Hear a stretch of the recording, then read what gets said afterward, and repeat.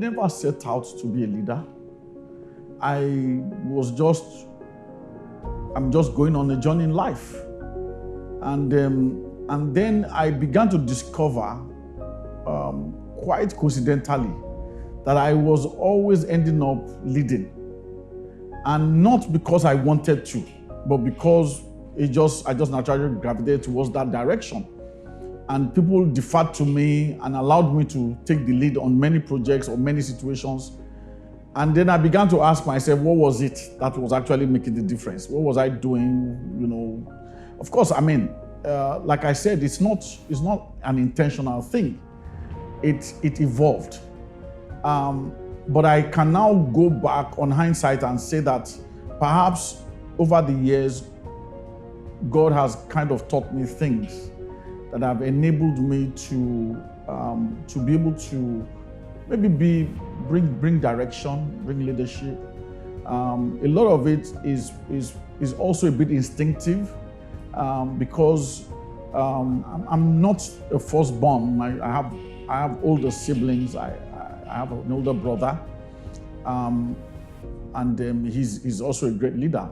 But I've realized that I tend to be a bit of an adventurer, and I step out a bit, and I go on off the beaten path sometimes. And in that journey, I've discovered, that I do not have to be afraid when I'm doing those things. And sometimes that really is what a leader does.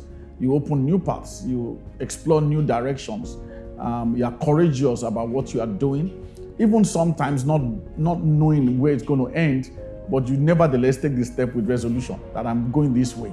And if I fail, I fail. If I succeed, I succeed, but let me try it. And I think those are part of the things that maybe I can say has shaped my own life and maybe defined me as a leader. But I also have to say that I've learned from people. I've studied people. I've read biographies, autobiographies, and apart from that, I've had people in my life that I've led, and I've followed them, learning from their leadership. And I've also learned how not to lead by following some people, and looking at some of the flaws and all that. So it's a combination, and I think leadership is not mysterious. It's not a mysterious subject. Some people try to mystify it. It's not mysterious. It's a set of skills and character and things like that makes a leader. And every leader has his own, what I would call his own set of values, or what I would call a flavor, the flavor of your leadership. Leadership can never exist in a vacuum, and I think that's part of the issues. Most people desire leadership, but leadership of what? And the what has to be defined by environments, by circumstances, and by situations.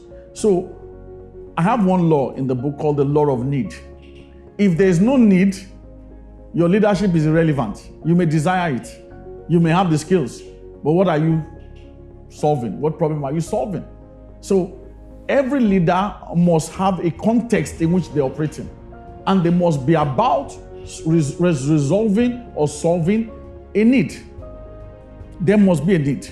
And that is why you can have a large desire to lead, and then really you are not leading because there's nothing to lead. Second thing is that your context determines the type of skills that needs to be applied, determines the type of character that you need to employ in that leadership situation.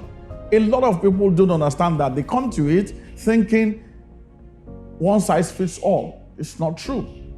It's not true. Today, there's something that is being trumped around in business schools as a major factor in leadership, which is emotional intelligence. What's that? It's just ability to connect with people, connect with the environment. Every good leader must understand that. And it can be learned also. How do you connect? How do you listen to people's stories? How do you listen to what people are saying? How do you listen to what they're not telling you? And how do you relate with that? How do you contextualize what they're saying within the environment that you're operating, and then provide leadership even in that situation? Those are things that it goes beyond just academics. There are skills that have to be practiced, acquired over time, and then you can work in it. Because even if you went to business school to learn leadership and you got all the degrees in leadership, if you don't have a way to practice, you can't be good at it. It takes practice.